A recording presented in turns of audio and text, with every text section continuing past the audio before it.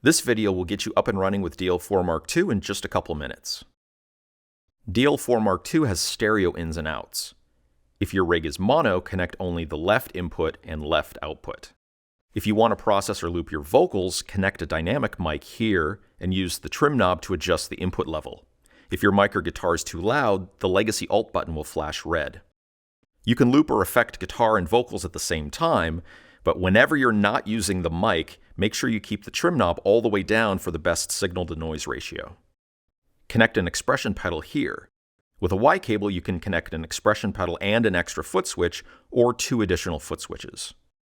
The MIDI jacks let you remote control any of DL4 Mark II's parameters or looper functions from an external MIDI controller, sequencer, or even keys on your MIDI keyboard.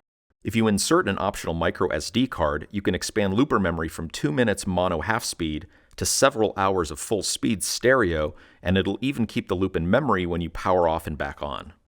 DL4 Mark II ships with a DC 1G power supply, but it requires less than 500 milliamps, so there's a really good chance your pedal board power supply will power it as well.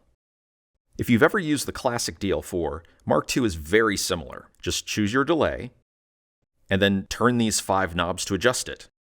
Delay time, repeats or feedback, tweak and tweeze, which are special parameters that change depending on the delay type, so check out the cheat sheet or manual for details, and mix, where you can blend between 100% dry, 100% affected, or somewhere in between.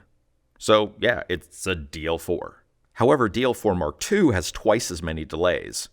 When the legacy button is dark, the selector knob chooses one of 15 new Mark II delays that appear in white text here. When the legacy button is lit green, the selector knob chooses one of 15 classic DL4 delays that appear in green text here. Turn the selector knob to looper and the switches become looper controls. Record overdub, play stop, play once, and half speed. Quickly double tapping the switch flips the loop backwards. To save a preset, hold the current preset switch for 3 seconds and it'll flash. There are 3 presets available from the front panel, another 3 presets if you reassign tap to presets D, E, and F, or you can recall up to 128 presets via MIDI.